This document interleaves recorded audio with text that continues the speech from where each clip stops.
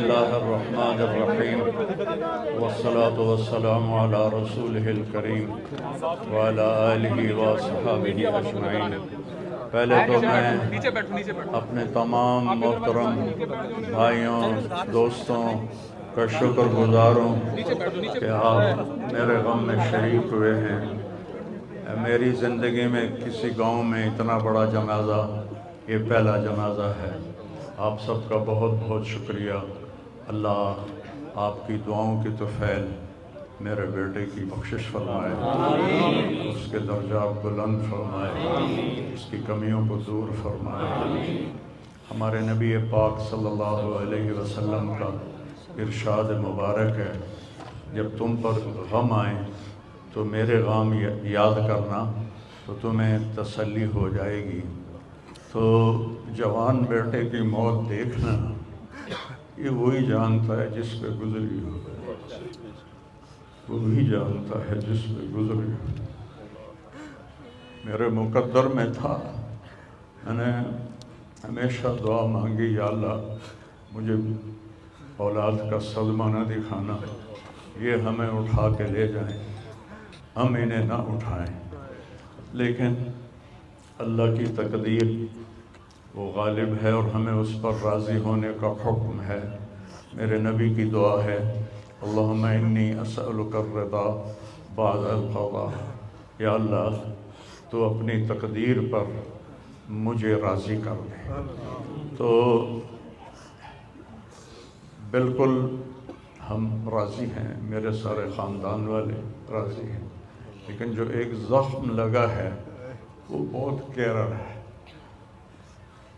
وہ اتنی جلدی بھرے گا نہیں۔ یہ میرا بیٹا سب سے قابل اور لائق بیٹا، تینوں بیٹوں سب سے لائق بیٹا تھا، سب سے نیک بیٹا تھا، اور اس نے غریبوں کے ساتھ کیا سلوک کرنا ہے اس نے ہمیں سکھایا۔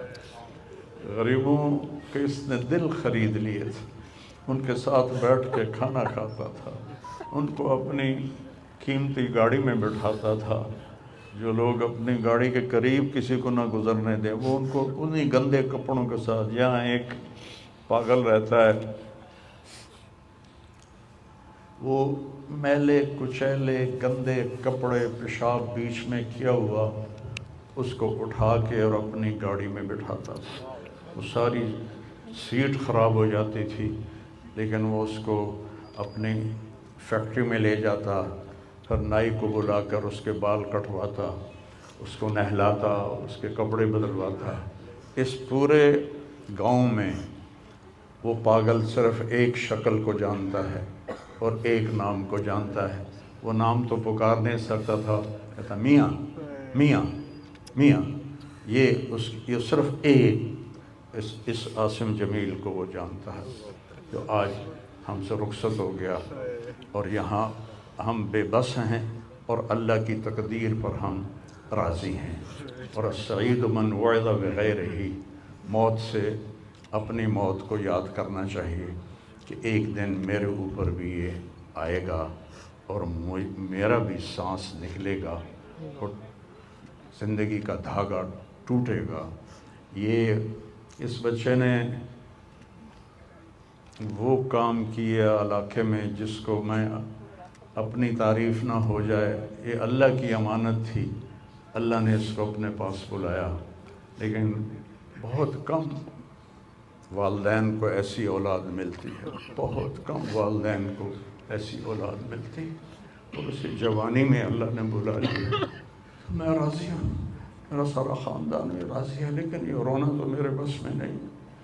حضرت ابراہیم رضی اللہ عنہ میرے نبی کے صاحبزادے، جو حضرت ماریہ کے پیٹ سے پیدا ہوئے تھے، تو انہوں نے اوالی میں ان کے لیے ایک باغ میں کمرہ بنوایا تھا، اور اس میں دودھ پلانے والی عورت کو اس کے سپرد کیا تھا، اور آپ مدینہ سے نکلتے اور جا کر حضرت ابراہیم کے ساتھ کھیلتے، پیار کرتے، محبت کرتے، اور پھر واپس آ جاتے۔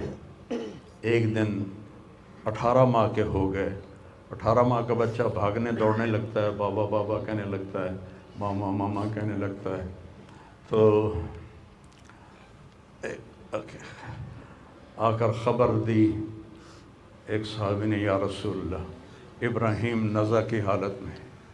تو میرے نبی مجلس میں تھے، صحابہ تھے، آپ کو سب کچھ بھول گیا اور آپ اتنی تیزی سے نکلے کہ آپ کی چادر نیچے گر رہی تھی اور صحابہ پیچھے آپ کے بھاگ رہے تھے کہ اس چال کو وہ پکڑ نہیں پا رہے تھے.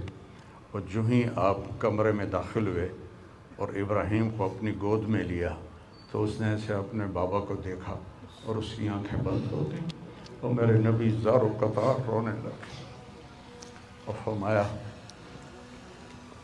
العین تدمع والقلب یحزن ولا نقول الا بما رضی اللہ تعالی بنا. کہ ابراہیم بڑا دکھ دے کے جا رہے ہو، آنکھ اشک بار ہے اور دل زخمی ہے، لیکن ہم وہی کہیں گے جو اللہ کہتا ہے کہ ہم اللہ کی تقدیر پر راضی ہیں. جب ان کی تدفین کا وقت آیا تو آپ ان کی قبر میں اتر نہیں سکے غم کی وجہ سے.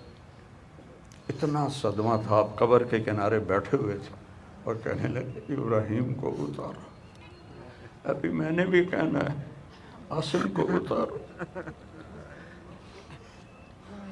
اور آپ کی آنکھوں سے پھر آنسو جاری ہو گئے. پھر آپ نے ایک جملہ اور فرمایا کہ ابراہیم اگر یہ مجھے پتہ نہ ہوتا کہ میں بھی تیرے پیچھے ہی آنے والا ہوں، جلدی آنے والا ہوں، تو میں اتنا غم کا اظہار کرتا کہ لوگ دیکھتے، لیکن میں بھی تیرے پیچھے ہی آ رہا ہوں. 6 مہینے بعد آپ کا بھی وصال ہو گیا.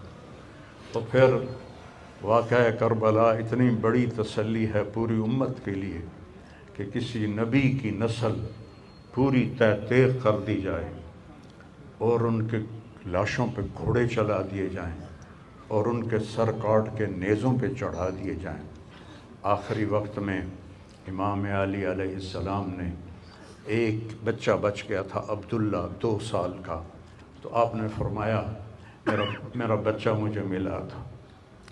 باپ بھی تو تھے نا، باپ بھی تھے. میرے باپ کو اچانک ہارٹ اٹیک ہوا. میری ایک بہن لاہور تھی، ایک فیصل آباد. کہتے کہتے مر گیا. میریاں دھیاں مینوں ملا دیو، اور میریاں دھیاں مینوں ملا دیو. دھیاں بیٹی کہتے ہیں ہماری ضرورت نہیں پہنچ سکی، مر گئے. تو آپ نے کہا یہ معصوم بچہ ہے، اس کو کوئی کیا کہے گا. تو عبداللہ کو لایا گیا اور آپ زخموں سے چور بیٹھے تھے. تو آپ نے عبداللہ کو اپنی گود میں بٹھایا اور ان کو پیار کیا، سر پہ بوسہ لیا اور اس کو ایسے دیکھ رہے تھے کہ ادھر حرملہ بن موقد النار نے طاق کے تیر مارا. وہ تیر اوپر چلا جاتا، دائیں بائیں چلا جاتا، پر میرے رب کو ابھی اور امتحان منظور تھا. سیدھا یہاں آ کے لگا اور یہاں سے پار ہو گیا اور خون کا فوارہ ابلا. تو آپ نے اپنی ایسے لپ میں لے کر یوں کیا، یا اللہ جے تو راضی ہیں تو میں بھی راضی ہوں، جے تو اس گل تے میرے تے راضی ہیں تو میں بھی راضی ہوں، پر انہاں دے کول بدلہ تو ضرور لویں. اور خون اچھال دیا اور پھر وہ بھی شہید ہوئے اور ان کے بیٹے بھی شہید ہوئے، ان کے بھتیجے بھی شہید ہوئے، ان کے 5 بھائی شہید ہوئے. تو بھائیو، بے شک وہ بڑی اونچی ذات تھے، پاکیزہ لوگ تھے، اللہ تعالیٰ کے محبوب مقرب لوگ تھے. ہم یہ آزمائش کبھی نہیں مانگتے، نہ ہی کبھی مانگنا. اللہ اولاد کے صدمے سے سب کو بچائے. اللہ اولاد کے صدمے سے سب کو بچائے. تو چھوٹے چھوٹے غم کے قابل نہیں ہے. میرے اوپر تو بہت بڑا غم ہے. میں اللہ کا شکر گزار ہوں اور یہ سارا مجمع دیکھ کے مجھے حوصلہ ہو گیا ہے کہ میرا بیٹا واقعی بہت نیک تھا، جس کے لیے اتنا مجمع اس کے لیے دعا کرنے آیا ہے. 40 آدمی جنازے میں ہوں اور میت کے لیے دعا کریں تو میرے نبی نے فرمایا اس کی بخشش ہو جاتی ہے. اور یہ تو ماشاءاللہ ہزاروں گنتی سے بھی باہر مجمع کھڑا ہوا ہے. میں آپ سب کا شکر گزار ہوں. اور میرے بھائی، اس دن کی تیاری کر کے مرنا چاہیے. اگر اللہ راضی ہے تو اللہ کی قسم موت سے خوبصورت کوئی پیغام نہیں، موت سے خوبصورت کوئی پیغام نہیں. اور اگر اللہ ناراض ہے تو موت سے خوفناک کوئی پیغام نہیں ہے. اور یہ میرا بچہ یہ اللہ کی محبت میں ایسے تڑپتا تھا جیسے کسی کو کوئی زخم ہو جائے اور وہ تڑپتا ہے. اور ہم اللہ کو جانتے ہیں، مانتے ہیں، ہمارے احساس میں اللہ کا تعلق شامل نہیں، ہم عقلی طور پر مانتے ہیں. میری 52 سال زندگی اللہ کے راستے میں نیک لوگ، اولیاء کرام، علماء کرام کے ساتھ گزری. میں باپ ہونے کی وجہ سے نہیں کہہ رہا، میں آپ کو یقین سے کہہ رہا ہوں، جیسی تڑپ اس بچے میں اللہ کی محبت کی تھی میں نے کبھی نہیں دیکھی. یہ 2 گھنٹے مجھ سے بات کرتا تھا اور میں ایسے بیٹھ کے سنتا رہتا تھا. بولنے والا کب سنتا ہے کسی کی بات، لیکن یہ ان پڑھ، بالکل ڈسلیکسیا کا مریض تھا، حروف کی پہچان نہیں تھی تو اس لیے نہ یہ پڑھا، نہ دین کا کچھ پڑھا، نہ دنیا کا کچھ پڑھا. لیکن اللہ نے اس کو عقل، فہم اور اپنی محبت ایسی دی تھی کہ ہمیں محسوس ہوتا تھا کہ اس کے اندر اس محبت کی آگ ہے. اور اپنی ماں سے کہتا، ماں دعا کرنا میں مر جاؤں، میں اللہ سے ملنا چاہتا ہوں، میں اس گندی دنیا سے تنگ آ گیا ہوں. 30 سال کی عمر میں اس نے یہ کہنا شروع، میں جانا چاہتا ہوں. اگر اللہ مجھے کہے کہ تمہیں رہنا ہے یا جانا ہے، 1 سیکنڈ میں کہوں گا مجھے تیرے پاس آنا ہے، مجھے تیری ملاقات کا شوق ہے. اور مجھ سے پوچھتا، بابا آگے اللہ ملے گا مجھے؟ میں نے اس سے بڑی باتیں کرنی ہیں، مجھ سے ملے گا؟ میں نے کہا انشاءاللہ آج تم ملو گے اپنے اللہ سے، ضرور ملو گے. تیری تڑپ، تیری تمنا رہتی تھی میں اللہ سے ملوں. تو میں نے اپنی زندگی میں صرف ایک آدمی دیکھا ہے، یہ بچہ جس کے احساسات میں اللہ کی محبت تھی. احساسات جیسے ہمارے درد ہمارے احساس میں بھی جب شامل ہوتا ہے پھر ہم ہائے ہائے کرتے ہیں، اور جب تک شامل نہیں ہوتا تو ہم چلتے رہتے ہیں. اس بچے کو اللہ نے اپنی قدرت سے یہ تعلق اور محبت عطا فرمائی تھی. اور بس میں اور کیا تعریف کروں، میرا تو سینہ ویسے ہی زخمی ہے. یہ بہت عالی شان بچہ اللہ نے مجھے دیا تھا. میں اللہ کی تقدیر پہ راضی، اس نے اسی کا تھا، اس نے لے لیا. بھائیو، موت سے پہلے مرنے کی تیاری کر لو، آپس کی لڑائیاں چھوڑ دو، آپس کے جھگڑے چھوڑ دو، آپس کی نفرتیں چھوڑ دو. مرنے والے سے پوچھو کہ نفرت کا کیا فائدہ ہے، جھگڑوں کا کیا فائدہ ہے. معاف کرنا سیکھو، معافی مانگنا سیکھو، معاف کرنا سیکھو، معافی مانگنا سیکھو. 5 نمازیں ہیں، کوتاہی نہ ہو.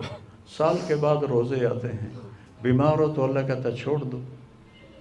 حج اور زکوٰۃ پیسے والوں پر ہے. تو ٹوٹل ایمان کے بعد 2 باتیں ہیں، ایک نماز ہے اور ایک روزہ ہے. اور اس کے بعد ایک حدیث میں سنا کر ہم جنازہ پڑھتے ہیں. میرے نبی نے فرمایا 4 باتیں سیکھ لو مجھ سے. 4، اب 5ویں بھی نہیں، 5ویں نہیں، 4 انگوٹھائیں کر کے کہ 4 باتیں مجھ سے سیکھ لو تو پھر دنیا بھی تمہاری ہے، آخرت بھی تمہاری. صدق و حدیث، ہمیشہ سچ بولنا، ہمیشہ سچ بولنا. آج نیت کرتے ہو؟ حفظ و امانت، کسی کو دھوکہ نہ دینا، کسی کے ساتھ 2 نمبری نہ کرنا، کسی کو اپنے مفاد اور پیسے کے لیے، اپنے منصب کے لیے اس کے ساتھ دھوکے بازی نہ کرنا. تیسری بات، حسن و خلیقت، اپنے اخلاق اچھے رکھنا. گالی، غیبت، الزام تراشیاں، جھگڑے، یہ چھوڑ کے اچھے اخلاق والے بن جاؤ. اور چوتھی بات فرمایا عفت فی طعمت، رزق حلال کماؤ. اب سارے مجمع سے میری اپیل ہے، آج کے بعد نماز پکی کرنی ہے اور سچ بولنا ہے اور کسی کو دھوکہ نہیں دینا اور اپنے اخلاق اچھے کرنے ہیں. کسی کو گالی نہیں دینی، کسی کو بے عزت نہیں کرنا اور رزق حلال کمانا ہے. تو انشاءاللہ میرے نبی کا وعدہ ہے، دنیا بھی تمہاری ہے، آخرت بھی تمہاری ہے. آؤ ہم اپنے بیٹے کو رخصت کریں.